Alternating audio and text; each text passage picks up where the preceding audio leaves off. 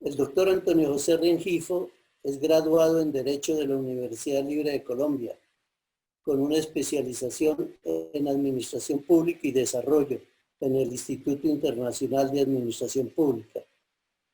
Tiene un doctorado de la Universidad de Londres en Derecho Internacional sobre teoría de régimen en relaciones internacionales aplicada al derecho internacional del mar. Tiene una maestría de la Universidad de París, la Sorbona, sobre un tema de sociedades latinoamericanas, énfasis en geopolítica. Una maestría de la Universidad de París II sobre Derecho Público. Actualmente está en la Universidad Nacional, es profesor de Derecho Internacional y de Derechos Humanos y director del Centro de Pensamiento en Mares y Océanos.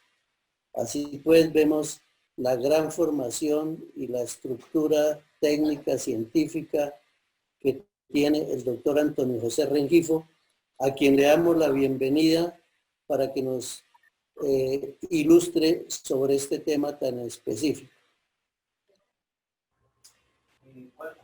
Bien, muy buen día para todos.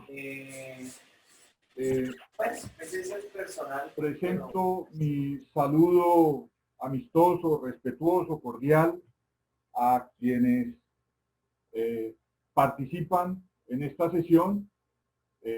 Un número importante de amigos, académicos, docentes, estudiantes de la querida Universidad Nacional.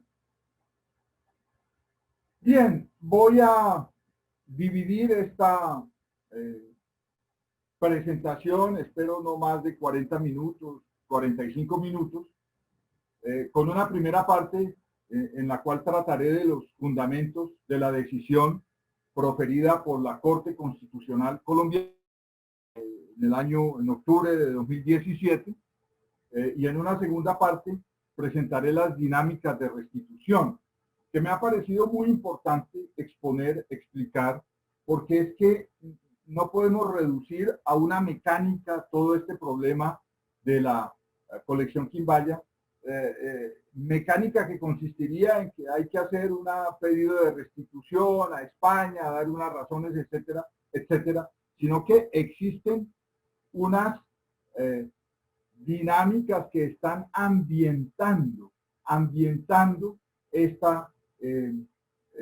este proceso de restitución. Ya vamos a ver cuáles son esas dinámicas, entre las cuales están no solamente los movimientos sociales que se están levantando contra ciertas expresiones de racismo, de neocolonialismo, sino también, o vestigios del colonialismo, sino también un hecho que podríamos catalogar como, o calificar como de revolucionario para el mundo de la cultura, y es la devolución que ya empezó Francia,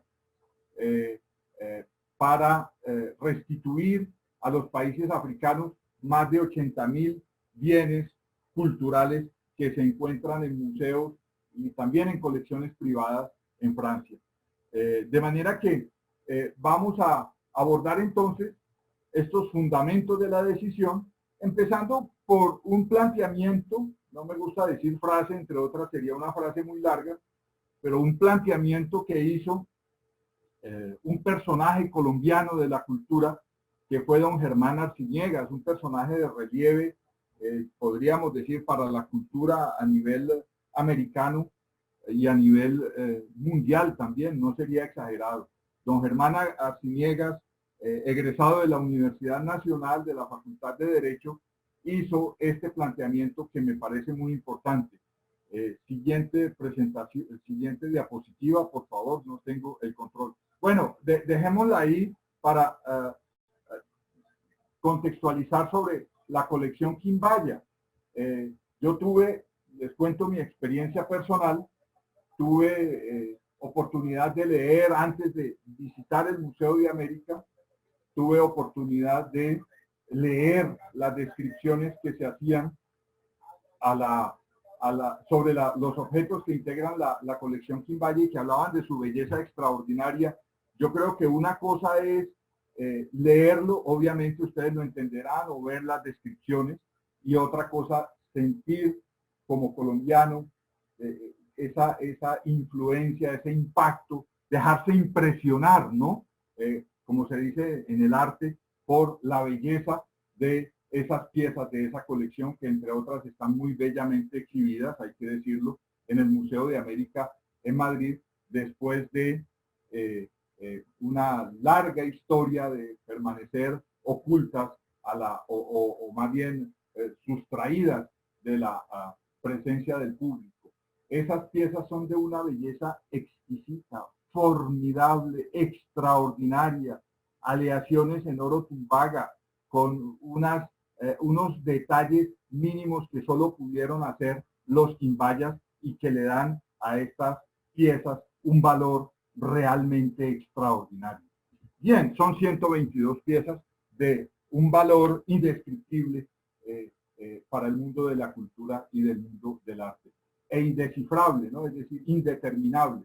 No se puede decir cuánto puede valer en términos, si eso fuera posible, mesurables, cuánto puede representar esa colección.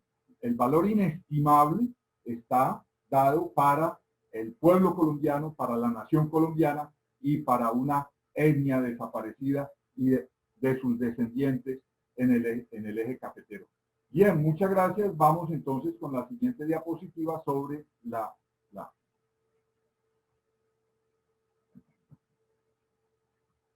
descripción que hace don Germán Arciniegas en un libro. Ahí está la referencia para quienes quieran consultarlo. Dice don Germán Arciniegas en uno de esos apartes: si en el momento de, obviamente ustedes lo estarán leyendo el planteamiento, si en el momento de disponer del tesoro quimbaya hubiera tenido Colombia la sensibilidad suficiente de admirar lo que iba a entregar, lo retiene, comienza en ese momento a formarse el oro.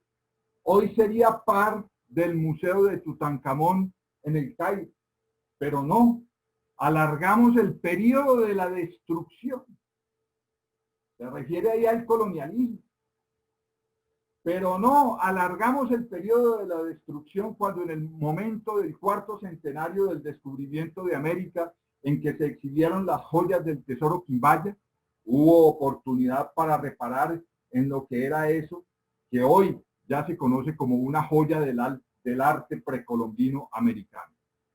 En este momento, se refiere al momento en que escribe ese planteamiento, año 1989-90, el Museo del Oro de Bogotá reúne 33.000 piezas o más que constituyen un depósito fabuloso, y por eso se echa de menos esta primera contribución absurdamente regalada a la corona española. Bien, he decidido comenzar con esta exposición del planteamiento de Germán Arciniegas para contextualizar el problema. No estamos hablando de cualquier cosa. Estamos hablando de una de las colecciones más valiosas de la orfebrería precolombina, del trabajo artístico, cultural, objeto de estudio hoy en España en proyectos especiales para determinar cómo llegaron los quimbaya a desarrollar esas técnicas. He mencionado también a don Germán Arciniegas porque no diría después de él, sino antes también hubo gente de la cultura en Colombia que expresó esa desazón, ese malestar, esa inconformidad con ese obsequio absurdo, esa contribución absurdamente regalada a la corona española, como dice don Germán Arciniegas. Es decir, estamos ante un hecho absurdo en su esencia. Absurdo porque España no tenía por qué recibir ese regalo. Absurdo porque esa colección debe permanecer en el territorio de donde nació y de donde no debió salir nunca. De manera que, repito, he decidido exponer el planteamiento de don Germán Arciniegas, que es dado por gentes de ayer, de anteayer, de hoy y seguramente del futuro, para decir: Colombia, un presidente de Colombia tenía por qué hacer ese obsequio. No tenía por qué incurrir en ese absurdo. Si fue un error de la vida personal, pudo serlo, pudo comprar una esmeralda para obsequiarle a la corona española, pero no tenía por qué hacer ese regalo de los bienes adquiridos, bienes nacionales adquiridos con presupuesto del Estado colombiano, como tuve oportunidad de constatar visitando el Archivo General de la Nación durante varios días para detectar ese contrato bellamente, con fina caligrafía de la época, escrito en el cual se determinó que fue con dinero del Estado colombiano que se adquirió esa colección, que esa colección era parte del Estado colombiano, de los bienes del Estado colombiano, y que no tenía por qué ser absurdamente a la corona española, como dice la voz autorizadísima del doctor Germán Arciniegas, uno de los hombres más preocupados por los problemas de la cultura en Colombia desde, podríamos decir, un poco después de comienzos del siglo XX. Bien, seguimos con la siguiente diapositiva, por favor. Gracias. Entonces abordamos aquí el contexto, unos pocos planteamientos sobre lo que va a ser esta exposición. Creo que tenemos avanzado unos buenos minutos, pero trataremos de agilizar un poco el paso para explicar en lo posible, en la mejor forma, todo esto. Bien, para la historia se trató de un obsequio, ya dijimos, absurdamente regalado, una colección absurdamente regalada, un obsequio cuestionado desde los orígenes. Se aprovechó la celebración del cuarto centenario del descubrimiento de América para enviar la colección a Madrid y allá quedó convertida en obsequio. Hay que dejar bien claro que en ningún momento la colección salió de aquí, de Colombia, como obsequio, sino que se convirtió en obsequio una vez estaba allá. Yo estoy seguro, y ustedes podrían estar de acuerdo conmigo todos, en sentido de que si se habla de obsequiar la colección, al momento de salir de Colombia, mucha gente se hubiera opuesto a que se obsequiara la colección. Mucha gente hubiera reaccionado y hubiera expresado su contrariedad frente a la eventualidad de una decisión como esa. Lo que hace aparecer ese regalo como altamente cuestionable, ese obsequio, es que salió de Colombia para ser expuesto en las celebraciones del cuarto centenario del descubrimiento de América, pero una vez estaba la colección allá, se decide obsequiarla sin pedirle permiso a nadie. A nadie se le pidió autorización, en lo cual radica precisamente la violación a la Constitución Política de Colombia de entonces y a la Constitución de hoy, porque esas disposiciones, lo veremos más adelante, permanecen grabadas en piedra en la Constitución actual también de hoy. Constitución de hoy, quiero decir. Nosotros queremos dejar claro, el doctor Felipe Rincón, quien participa activamente y asume la representación judicial de este caso, pero también fuimos el grupo que participó activamente en la promoción de esta acción y de esta demanda. Fuimos del parecer, digo, de que había dos cosas en las cuales no podíamos entrar. La primera, en un juicio al presidente Carlos Holguín Mayarino, que es el que hace este regalo, este obsequio. No lo hicimos porque no valía la pena, porque ya cualquier implicación penal en todo esto, pues ya hubiera prescrito, ya no existe el señor Carlos Holguín. No teníamos ningún interés de entablar un juicio partidista tampoco, es decir, contra un partido. Nosotros decíamos, lo hubiera hecho alguien del Partido Liberal, del Partido Socialista, del Partido X, lo que usted quiera, habríamos actuado en la misma forma. De manera que con eso pretendo despejar en la forma más objetiva cualquier interés de cuestionar a un partido político, eso para llamar la atención también de quienes puedan sentirse pues obligados a defender la posición de Carlos Holguín, me parecería un tanto absurdo por razones políticas. Segundo punto, ¿cuál pudo ser la motivación que tuvo el señor Holguín Mallarino para regalar la colección? Ahí, de igual forma, decidimos no entrar en esas honduras. Pudo ser por amor, por pasión, por intereses, cualquier motivación de orden personal debió quedarse en la evaluación de ese obsequio al Reino de España, debió quedarse en ese terreno precisamente personal. No interesa al mundo jurídico. ¿Qué es lo que interesa al mundo jurídico? Que hubo unos actos deliberadamente tomados, no por accidente, ni por impericia, ni por imprudencia, sino directamente encaminados a hacer un obsequio que no se podía hacer. Ese es el punto, que revestían un carácter de ilegalidad en ese momento y aún hoy. Y eso fue lo que en buena hora con unos argumentos, más adelante lo veremos en unos minutos, muy válidos, sustentables frente al mundo. Es decir, aquí no podemos decir que la Corte tomó una decisión en sentido de que de pronto según la teoría de tal jurista, de la escuela alemana, de la escuela italiana, qué sé yo. No, aquí hay unos hechos muy claros, contundentes, en sentido de presentar unas características de ilegalidad. Bien, en el presente es un caso de restitución de bienes culturales que se está constituyendo en referente internacional. Más adelante ahondaremos en este punto diciendo que son muchos los países que piden restitución de bienes culturales salidos ilegalmente del país de origen. Aquí no estamos hablando de aspectos que puedan considerarse legales. No, lo que estamos diciendo es que los estados piden restitución cuando ciertos culturales están fundadamente demostrados como salidos ilegalmente de un país llamado país de origen, en el caso Colombia.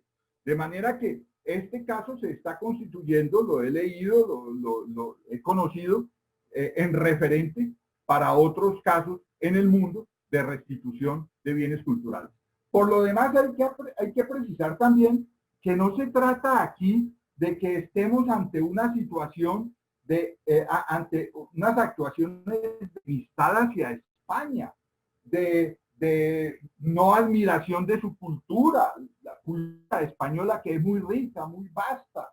No estamos ante un acto de enemistad contra el pueblo o los pueblos españoles. Aquí estamos ejerciendo unos mecanismos jurídicos, unos mecanismos de derecho muy válidos que están siendo ejercidos por otros estados e imagínense ustedes por la misma España. Sorpréndanse ustedes ejercidos por la misma España.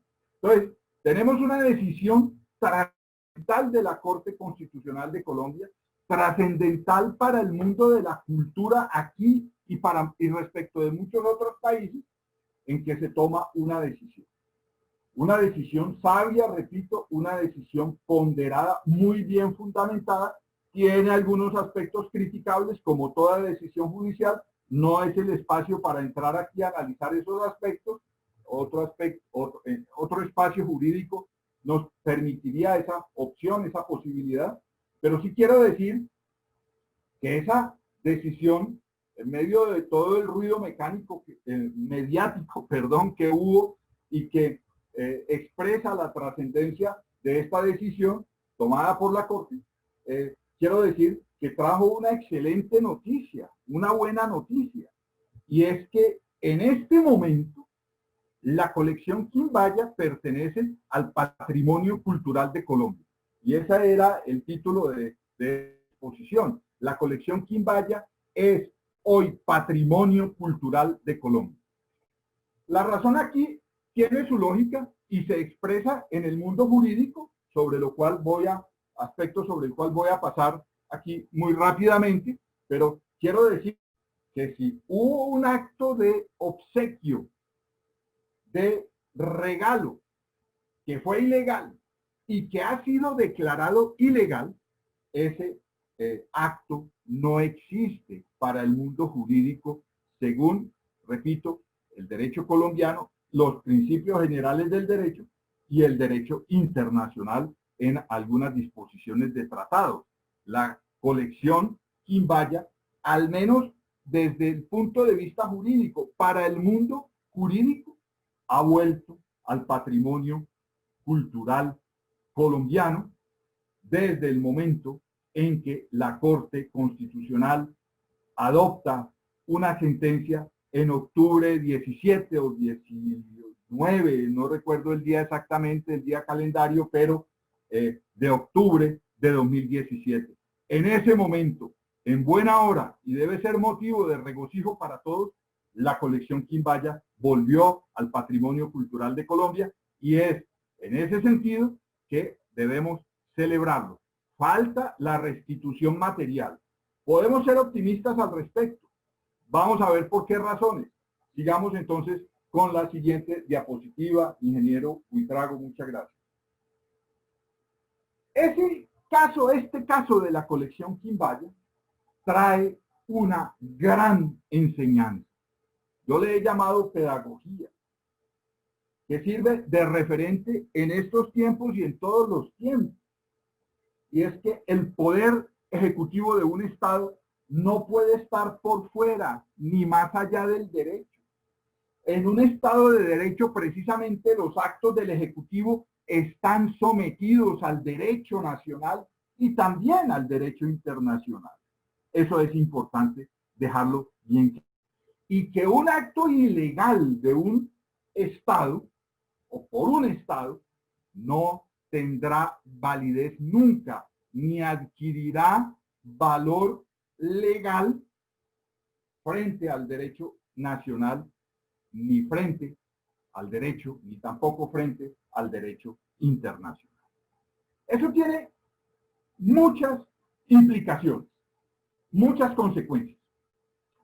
Las iré mencionando a través de la exposición, de lo que nos queda de esta exposición, pero debo decir que es importantísimo para lo que viene sobre la restitución de la colección Quimbaya. Es que la Corte Constitucional en esa sentencia le dio una orden al Poder Ejecutivo. No solamente está recogiendo, está remendando, perdónenme la expresión coloquial, un error garrafal que cometió el Estado colombiano, un gobierno colombiano, sino que está diciendo, tienen que hacer, le ordena al Ejecutivo realizar una serie de actos que le obligan para alcanzar la restitución de la colección Quimbaya. Hay que dejar bien claro que no es una opción al Estado colombiano, al gobierno, puede ser el pasado, el presente, el próximo, para que no piensen en que incurrimos en cálculos políticos, puede ser dentro de 10 años que el Poder Ejecutivo colombiano, el gobierno, debe estar actuando en dirección de la restitución de la colección Quimbaya en cumplimiento de esta sentencia que en buena hora tomó la Corte Constitucional de la forma, repito, más transparente, más sólida para el derecho colombiano, según la ponencia del magistrado Alberto Rojas Ríos. Próxima, siguiente diapositiva, por favor. El camino de la sentencia ha sido bastante largo. Esos aspectos ilegales, ya lo indiqué, fueron señalados oportunamente por quienes en la época, sin tener nada más que hacer, sino criticar el obsequio, decidieron pronunciarse en contra de ese obsequio, en contra de la forma como se hizo el obsequio, en contra de las consecuencias y de lo que representaba ese obsequio en ese momento. Es decir, una continuación de los mecanismos de dominación colonial.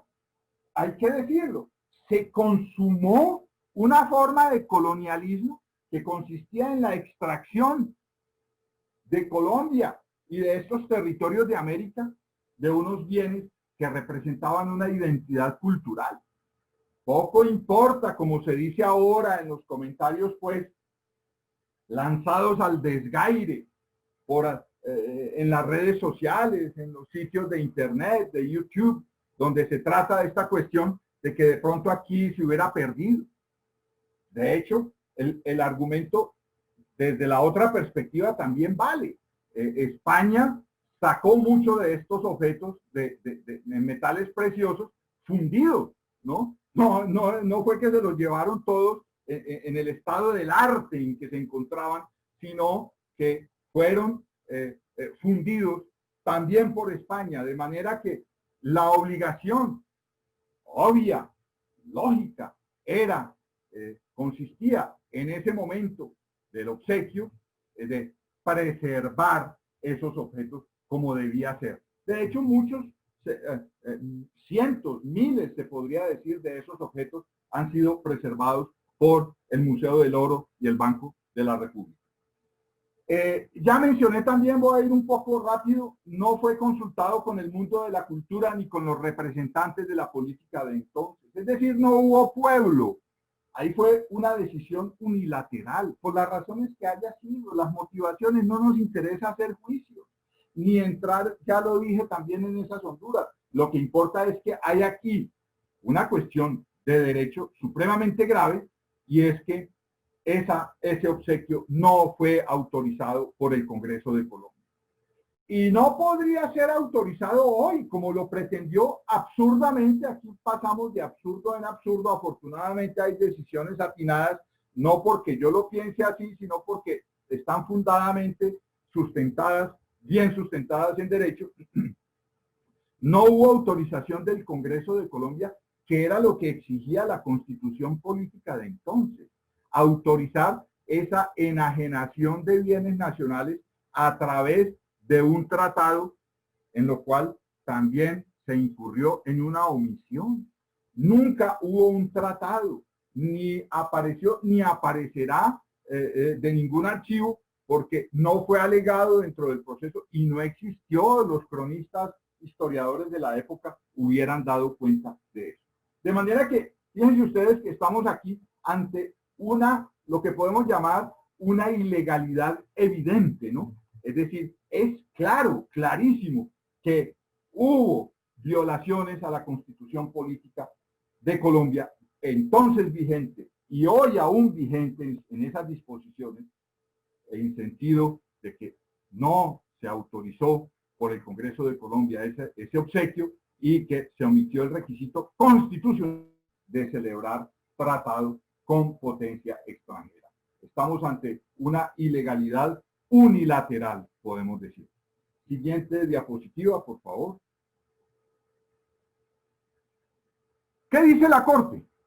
Voy a leerlo porque es claro y contundente.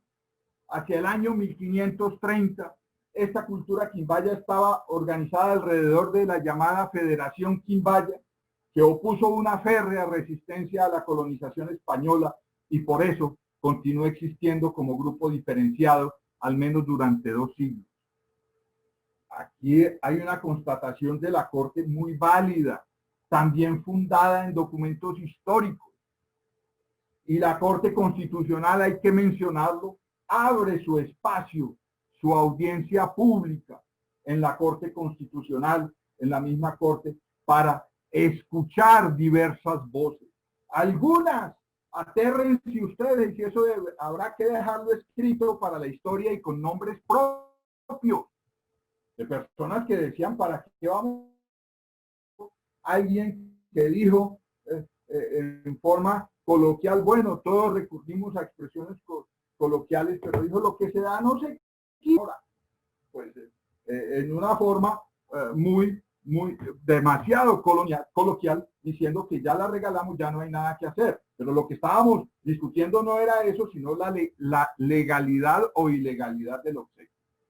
En esa audiencia pública participaron representantes de las comunidades indígenas que expusieron la urgencia, la necesidad de esa colección Quimbaya vuelva a Colombia. Me pareció una expresión bellísima que siempre recuerdo, para apaciguar los espíritus de la tierra, de esa comunidad indígena que todavía pide de alguna forma justicia, y no es demagogia ni retórica decirlo de esa forma.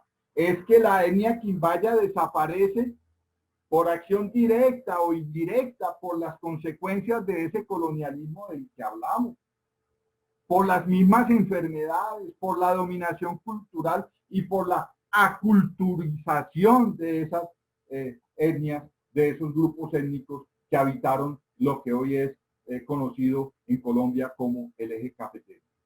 Dice la Corte, en el contexto cultural, todo lo que elaboraron los pueblos ancestrales tenía un profundo sentido de cosmovisión, espiritualidad y memoria histórica, que se ve reflejado en el patrimonio cultural Quimbaya, incluidas las piezas que se encuentran en Madrid, las cuales tienen un altísimo valor espiritual y de conciencia histórica que no puede ser calculado en términos económicos y que por tanto rebasa las normas jurídicas, las normas positivas. No podía ser mejor expresado, es que no tengo necesidad de utilizar palabras propias, por eso lo he plasmado ahí en esa diapositiva, lo dice la Corte fundadamente. Tienen un profundo sentido de cosmovisión de lo que expresaban esas culturas, de manera que empecemos por decirlo y lo voy a estar repitiendo, la colección Quimbaya tiene que volver a Colombia, debe volver a Colombia. Sigue la Corte, solo estoy mencionando algunos apartes de alguna forma para incitar en ustedes el interés por leer esta sentencia, muy, permítanme decirlo, parece redundante, muy legible. Esto no, ahí no hay grandes teorías jurídicas, es un trabajo acucioso, desde luego, muy bien fundamentado, como ustedes pueden notar. Dice la Corte, además, que para el año 1893 la denominada colección Quimbaya era un bien fiscal, es decir, parte del patrimonio público colombiano. Hoy en día, a la luz del artículo 72 de la Constitución del 91, es un bien cultural y en consecuencia un bien inalienable, inembargable e imprescriptible. Repito, no tengo necesidad de abundar más en razones. No podía ser más claro lo expresado por la Corte. Creo que los méritos aquí los tiene la Corte Constitucional. Nosotros lo que hicimos fue proponer unos mecanismos jurídicos, dar unos argumentos, avanzar algunas ideas. También es un trabajo, desde luego, no lo estoy minimizando, pero repito, la decisión de la Corte Constitucional es contundente. Y de una vez voy avanzando. De pronto, al final en las conclusiones dirán ustedes, el expositor se repite, pero ¿qué podemos hacer? Vamos a ir avanzando, no solamente diciendo que la colección tiene que volver a Colombia, sino que está esa decisión de la Corte fundamentada, es transparente, es sólida, no se defiende frente a cualquier crítica, a cualquier análisis que pretenda hacerse, no obviamente desde la perspectiva partidista, de defender colores, trapos y demás, porque pues en eso nos enredaríamos y ahí quedaríamos, ¿no? De lo que se trata es de analizar esto desde una perspectiva histórica, pero racional. Lo digo frente a algunos pretendidos historiadores que pretenden enseñarnos que la colección está muy bien en España.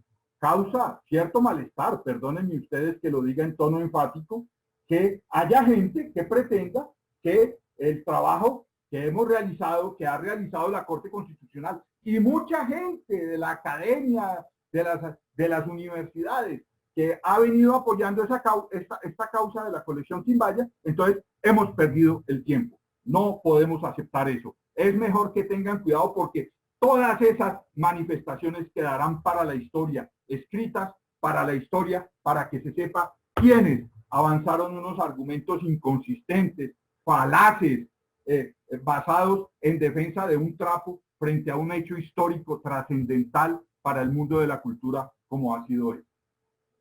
Por favor, siguiente diapositiva.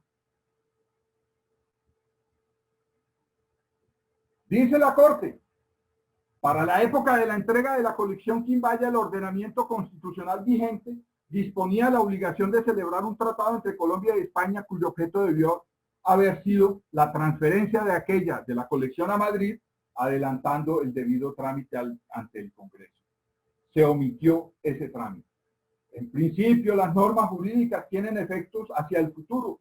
Sin embargo, pueden tener efectos retroactivos cuando se aplican a situaciones jurídicas ya ocurridas, definidas o consolidadas, es decir, están regidas por leyes anteriores. Eso pasó con este caso.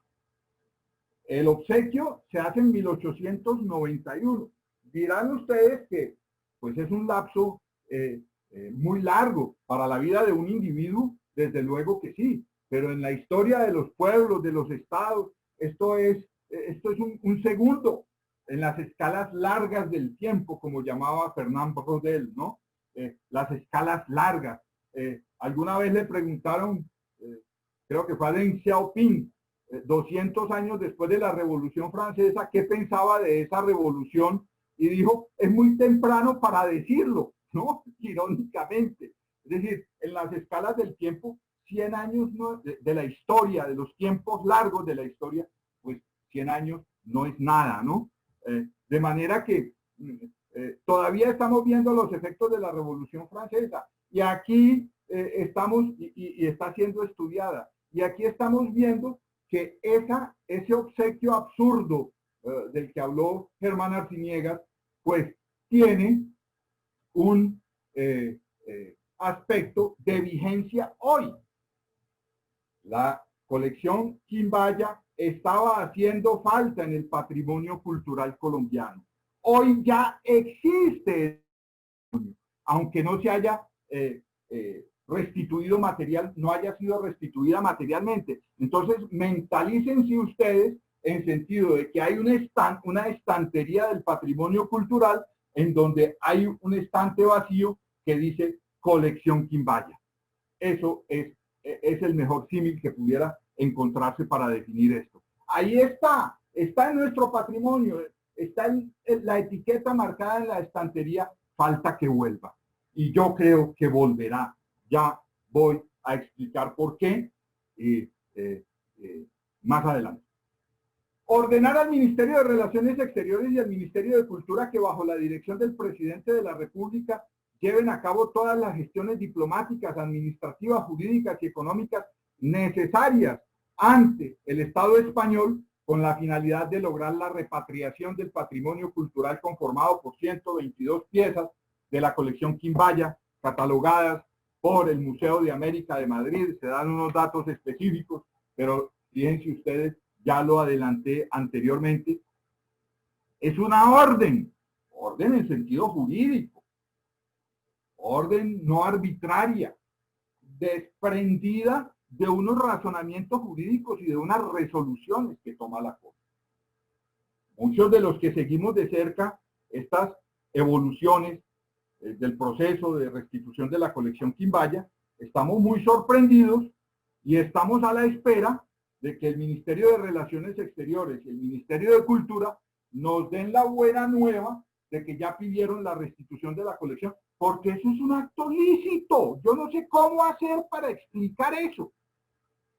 No sé si mi información de docente sea muy deficiente, perdónenme que lo diga, no, lo digo con toda sinceridad, pero es que estamos esperando que el ministerio poder hacer entender que esto no es un acto bélico, ni amistoso, ni contra el pueblo español, ni contra el gobierno español. Es la cosa más natural, por favor entiéndanlo.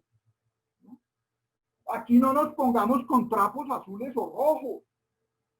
Lo que tiene que hacer el Ministerio de Relaciones Exteriores, el Ministerio de Cultura, es cumplir con esa orden jurídica. No es de dominación, no es de jerarquía, es una orden judicial.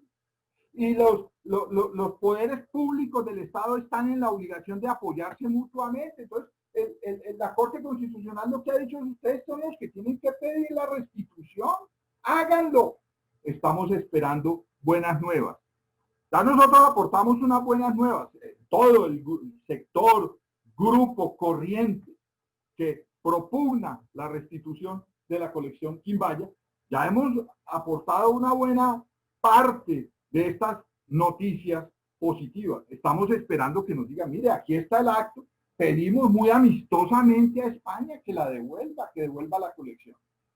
Nos darán una gran noticia. Seguimos ansiosos y confiados en que tarde o temprano entenderán que no es un acto inamistoso contra España de ninguna manera, y que la misma España reclama restituciones de bienes culturales, que es lo que le toca, lo que le corresponde a los funcionarios de la cultura en todos los estados. Además, antes de que se me pase, se me olvide, son muchos los bienes culturales de la cultura quimbaya y otros bienes culturales que están esparcidos por el mundo.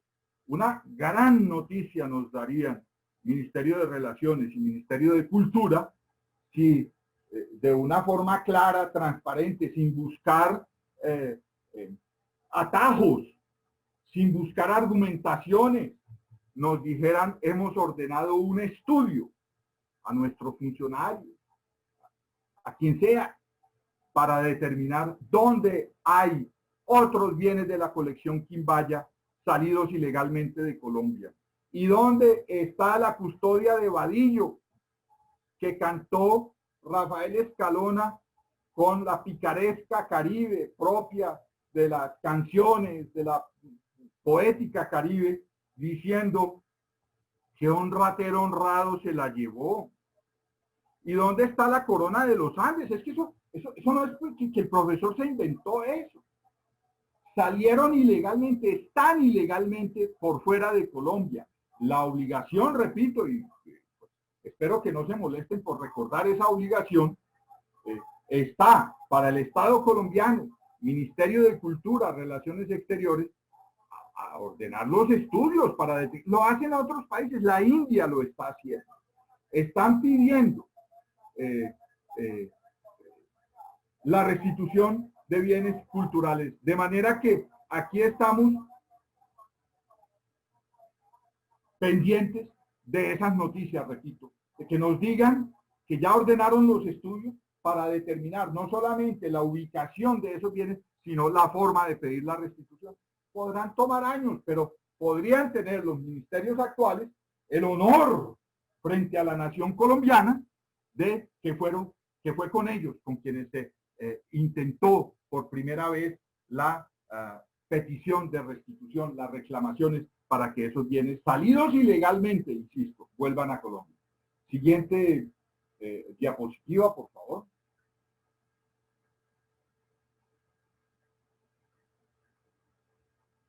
Siguiente. Bien, entramos aquí, abordamos la segunda parte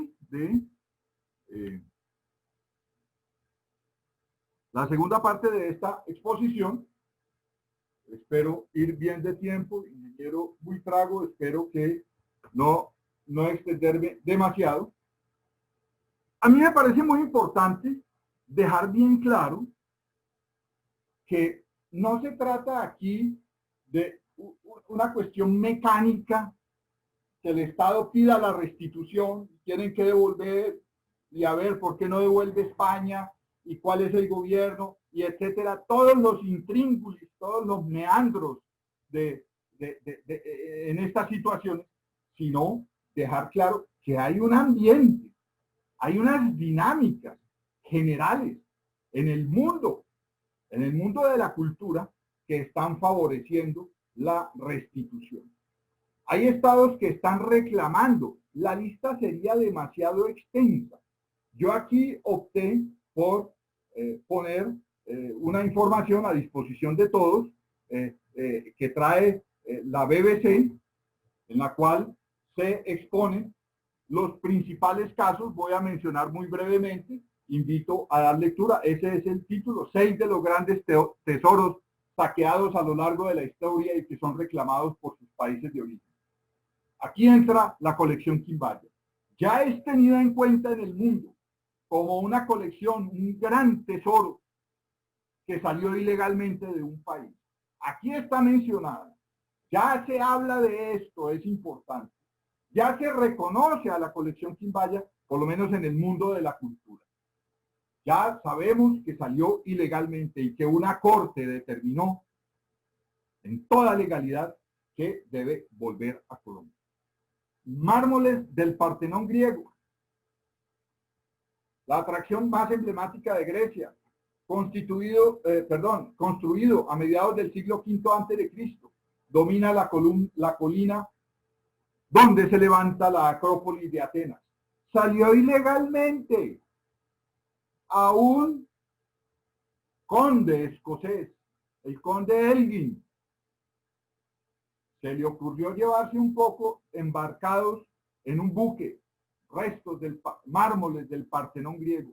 Lo desmembró, lo desconfiguró.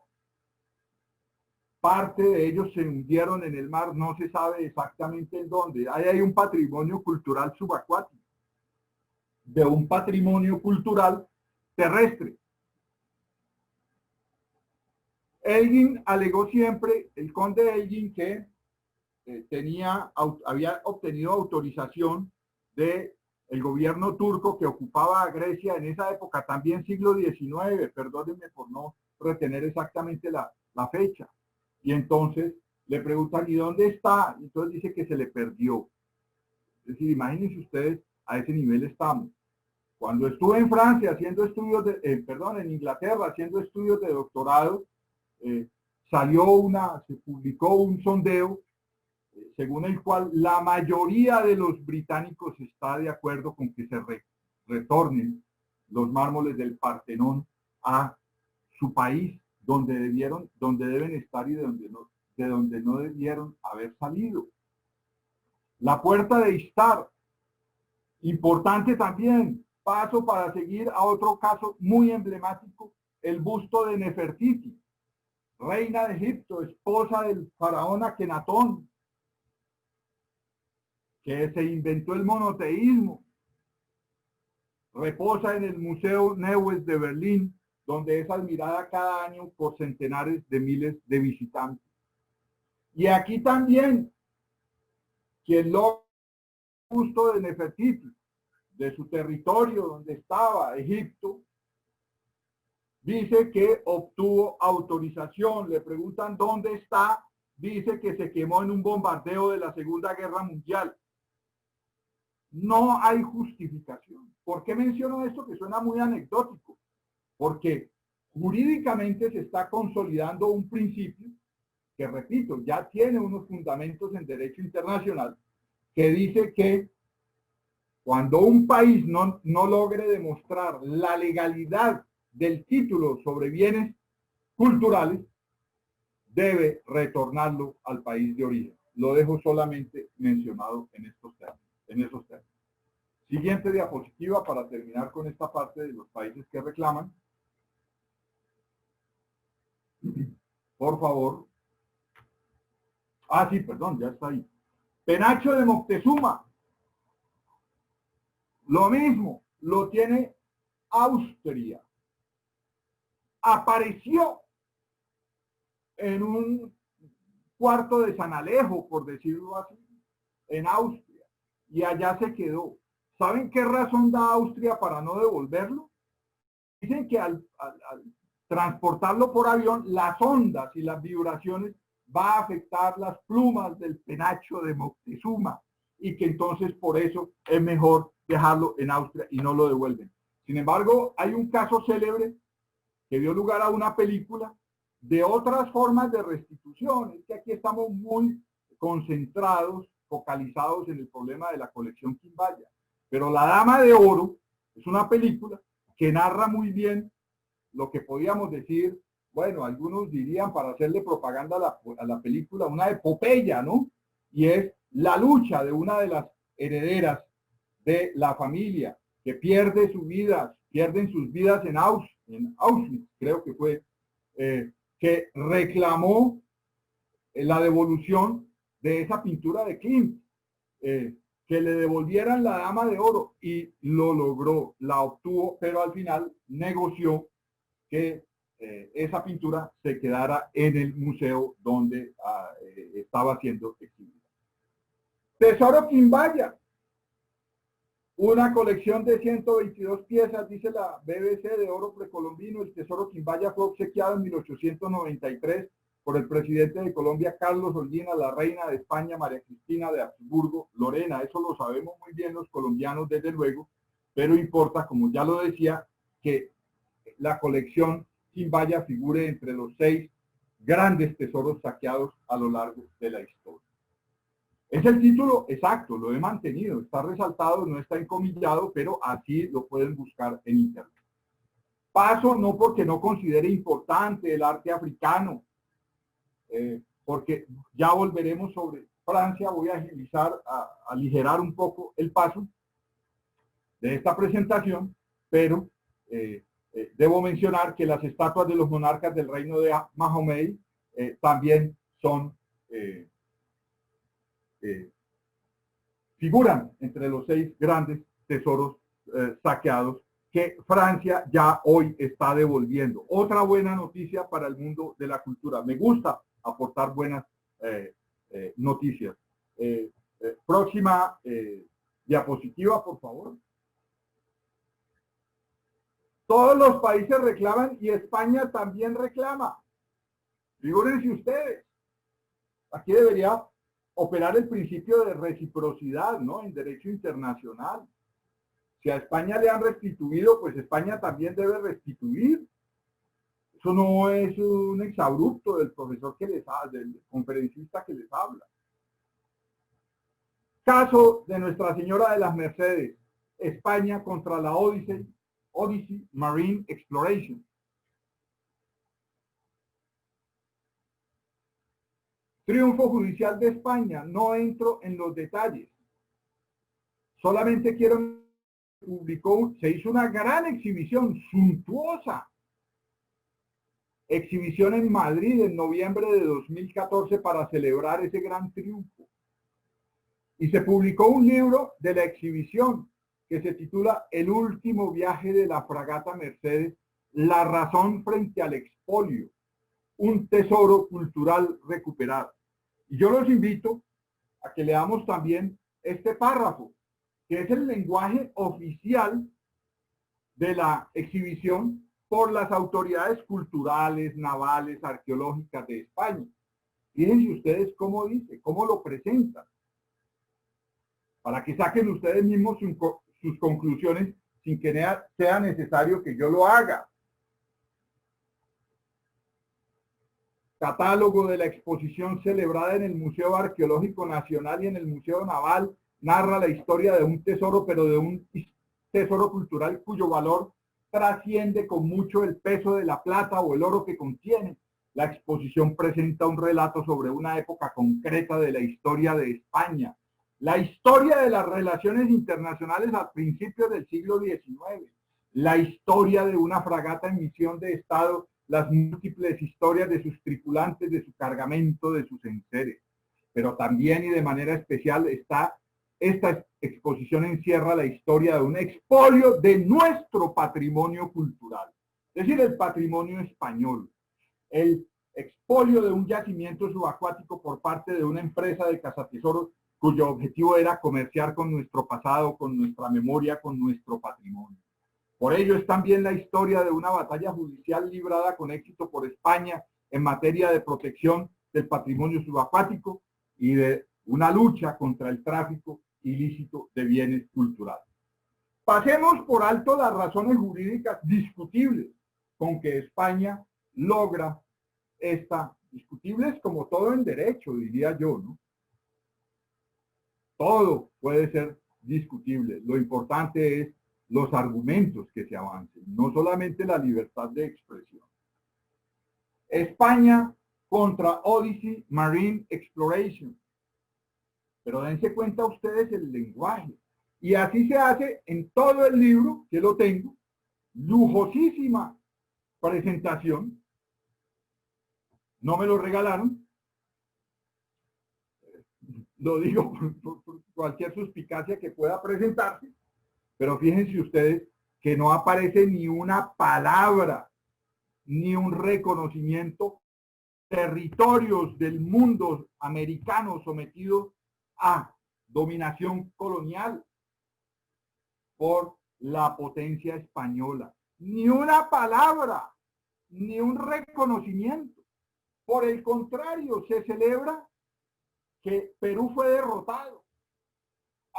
Hoy existen, y sé que hay funcionarios bolivianos escuchando esta presentación, a quienes saludo muy cordialmente y agradezco que se hagan presentes. Decía,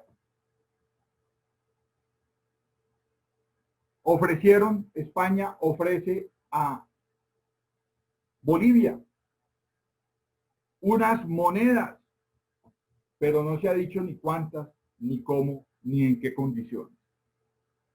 Y siendo que el Estado español y el Estado boliviano son parte de la Convención de la UNESCO para la protección del patrimonio subacuático de 2001, se excluye cualquier opción en los acuerdos, memorandos de entendimiento que han venido celebrando España y Bolivia, se excluye cualquier opción de regir por el derecho internacional y por la Convención de la UNESCO este tipo de préstamos. No es que España va a entregarle las monedas de plata y oro a Bolivia, sino en calidad de préstamo. Es claro que estamos aquí para cualquiera que estudie el fenómeno en una forma de neocolonialismo, ¿no?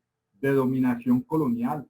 Se habla de la historia compartida entre los dos países, pero no se dice que fue compartida por la fuerza bruta de del colonialismo, por las violencias que dejó instalado el colonialismo en estas sociedades nuestras. Desde luego es responsabilidad de las generaciones presentes, pasadas, futuras también, pero hay que entrar a cuestionar esos procesos del colonialismo y lo voy a mencionar, lástima que va a ser un poco rápido, pero de todas formas estamos avanzando. Siguiente diapositiva, por favor.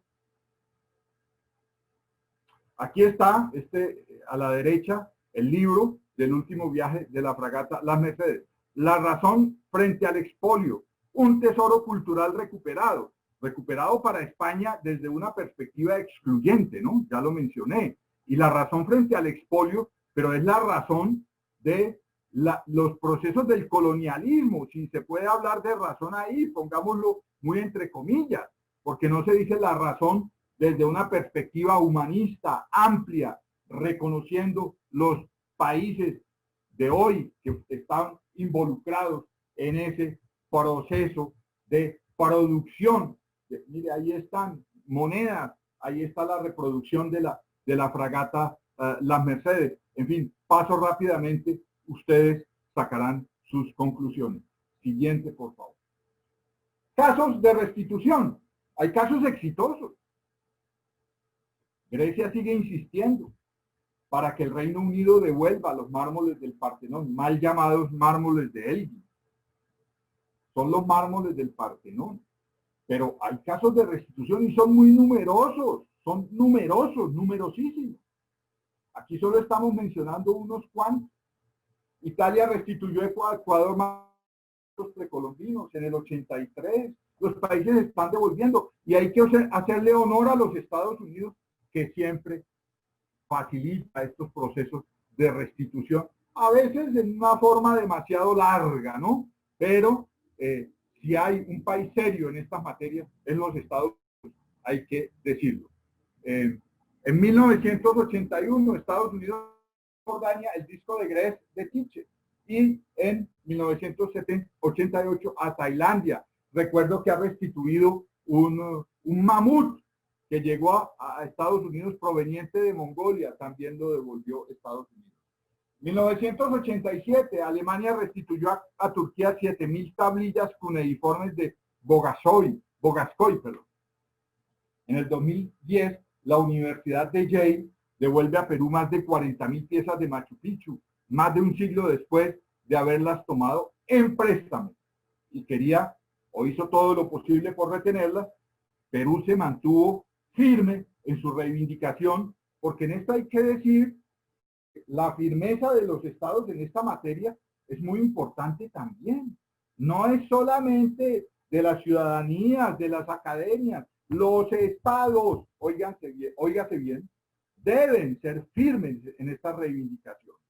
No caben aquí posiciones blandengues, endebles, poco sólidas. No, los estados actúan y defienden con convicción y sin temores, porque así es esta dinámica de la restitución de bienes culturales. Eso también hay que hacerlo entender, ¿no? La diplomacia es una cosa, y nadie está diciendo que no se recurra a la diplomacia, pero es que la diplomacia también puede ser firme. No puede confundirse diplomacia, flaqueza, falta de interés, con debilidad, porque entonces ningún país obtendría la devolución de nada. Perú se mantuvo firme en el pedido de devolución de esos bienes culturales a la Universidad de Yale. Gracias. Siguiente, por favor. Aquí vamos a mencionar, aunque sea rápidamente, un proceso que constituye una verdadera revolución en el mundo de la cultura en el mundo. Y es el anuncio hecho por el presidente de Francia de devolver 80.000 bienes culturales a los estados africanos salidos ilegalmente de ese continente. Se elaboró un informe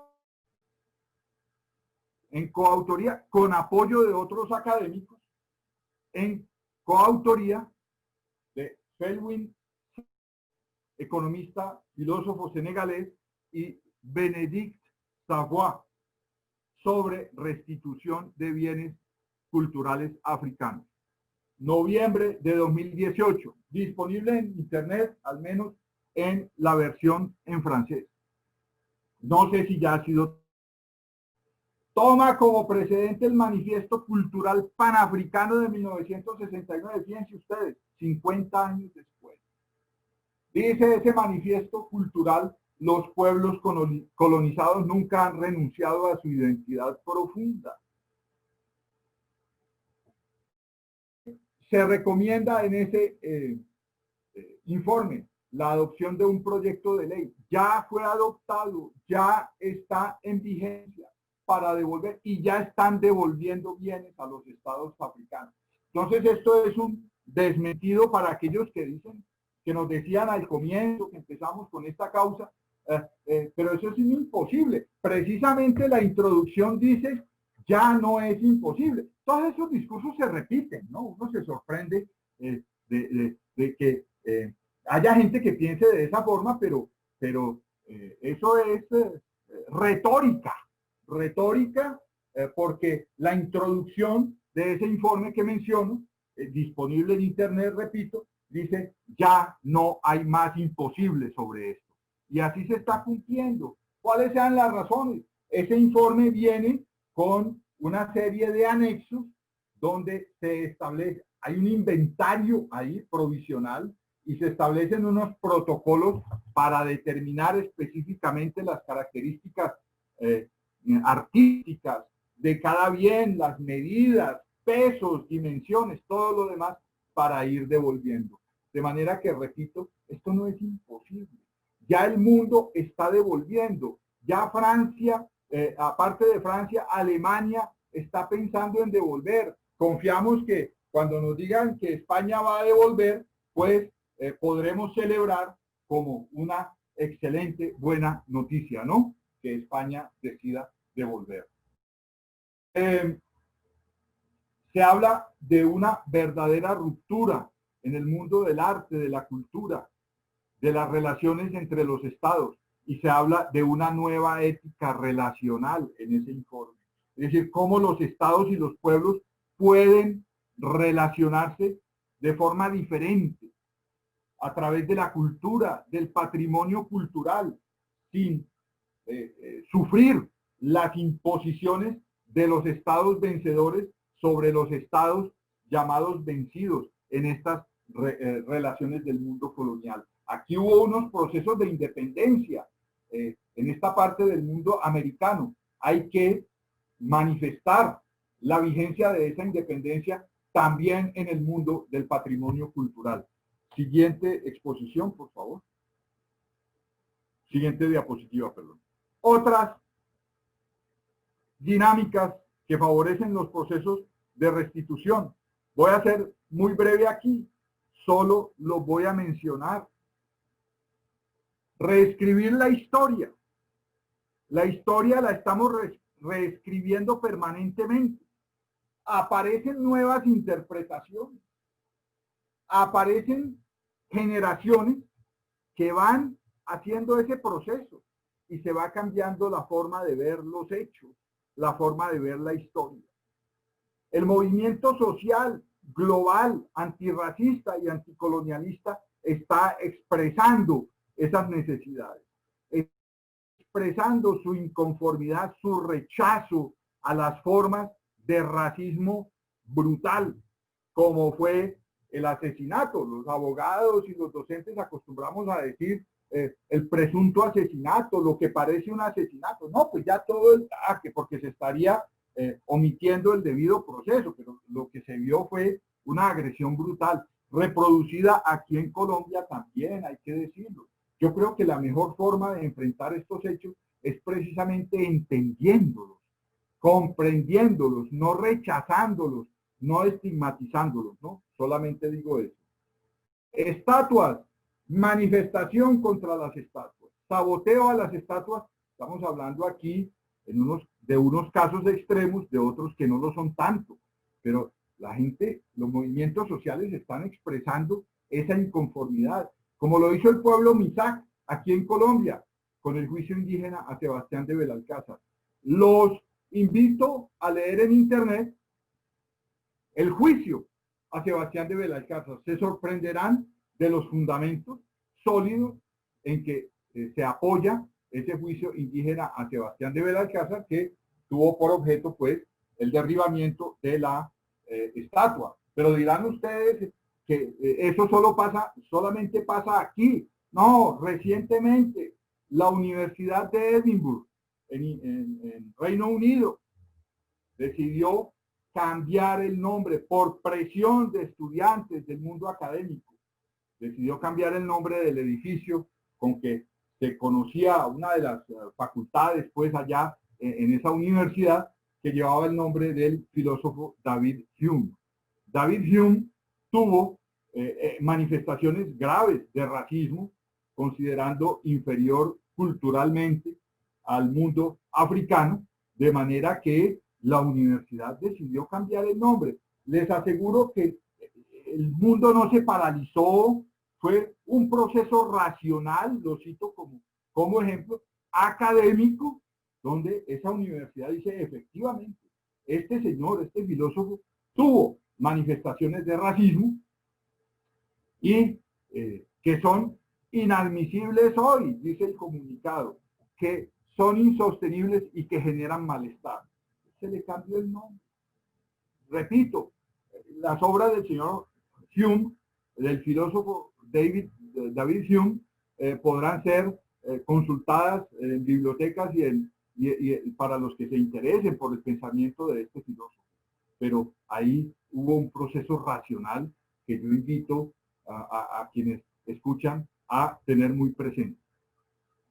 Las excusas y la convivialidad. El mundo está pidiendo excusas. Los estados. Alemania ha presentado excusas por la persecución a la comunidad judía y el holocausto. Es lo sensato y es lo convivial. Lo convivial aquí quiere decir para que podamos convivir como pueblos, como estados. No es que no tenemos por qué pedirle excusas a nadie. Sí, sí tienen por qué. Porque el mundo y los procesos históricos están hechos así. Se han cometido violencias, masacres, genocidios.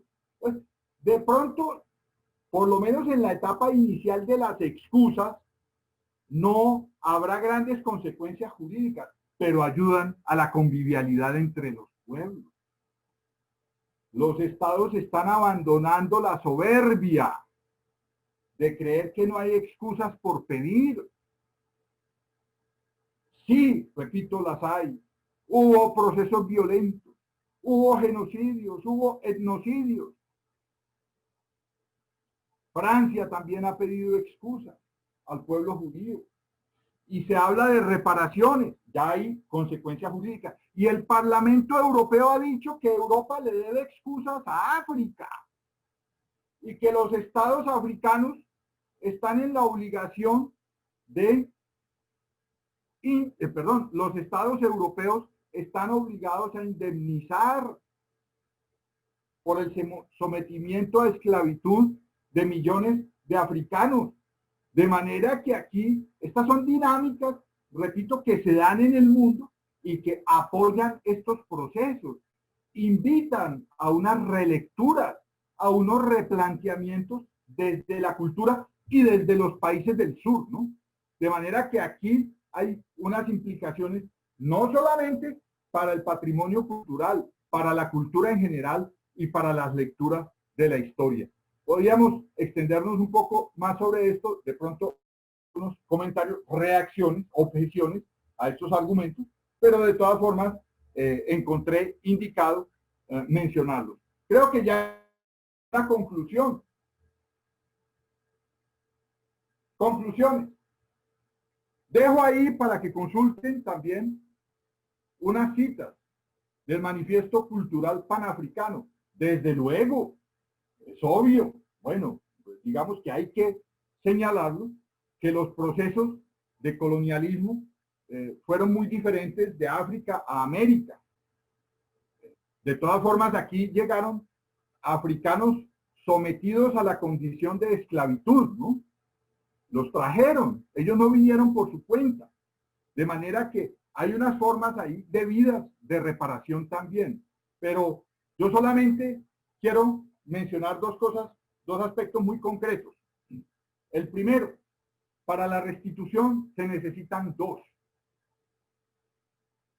Se necesitan dos. Son dos partes de la ecuación. El país que restituye y el país que pide la restitución. O en el orden, el país que pide la restitución y el país que restituye. Entonces, el país que pide la restitución, ya lo mencioné, debe ser firme en su pedido, invocando unas razones y unos argumentos amistosamente, diplomáticamente, ¿no? Y el país que es solicitado en restitución debe ser consciente también, ¿no?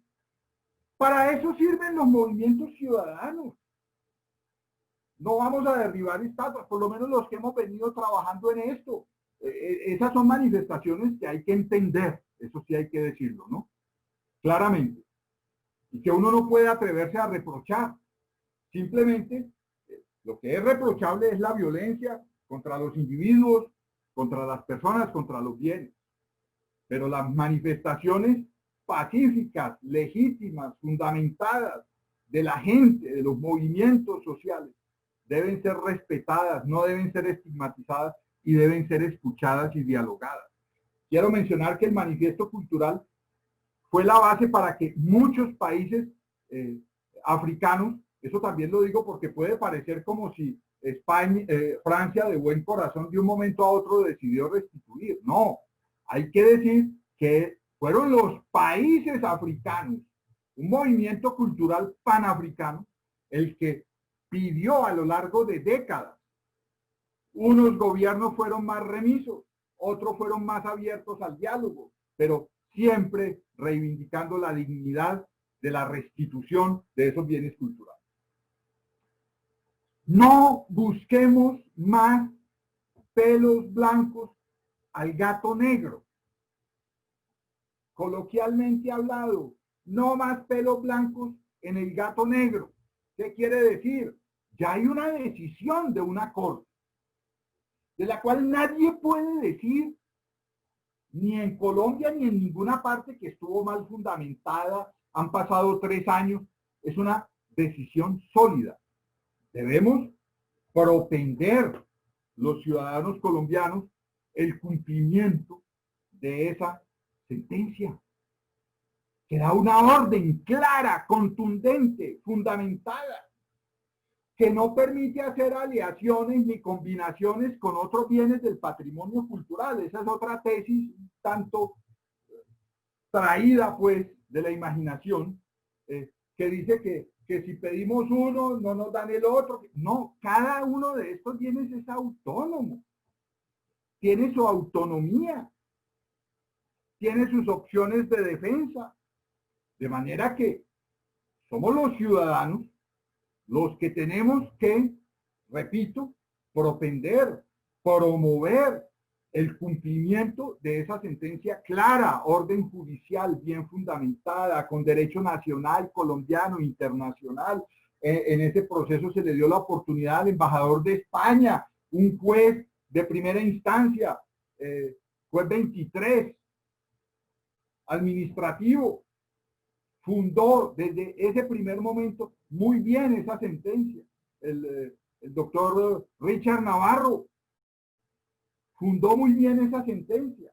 Hay que mantenerla. A los ciudadanos nos corresponde defender y pedirle al Estado colombiano que la cumpla.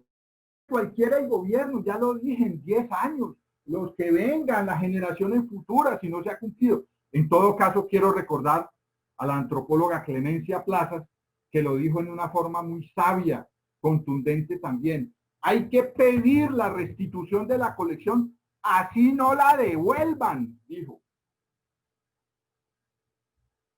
Porque es un asunto de dignidad. Hay que pedir la restitución por dignidad. Dijo en bellas palabras, que rescato hoy aquí, la antropóloga Clemencia Plazas. De manera que nos corresponde a los ciudadanos hacer las presiones para que esa sentencia se cumpla tanto de parte del Poder Ejecutivo en Colombia, de los ministerios ya mencionados, como de el Estado español. Porque yo tengo la convicción, y he tratado de expresarlo hoy aquí, de que la colección Quimbaya volverá a Colombia. ¿En cuánto tiempo? Eso no puedo decirlo. Pero para eso sirven estos eventos que en buena hora ha convocado la Sociedad Geográfica de Colombia, a quien agradezco por haberme invitado, como agradezco también a ustedes que han tenido la paciencia de escucharme, en un número bastante apreciable de personas que se interesan por esto de la colección Quimbaya, de la restitución. Muchas gracias a todos. Muchas gracias. Abrimos un espacio entonces para algunas preguntas, si es lo que tiene dispuesto la moderación de este evento. Muchas gracias.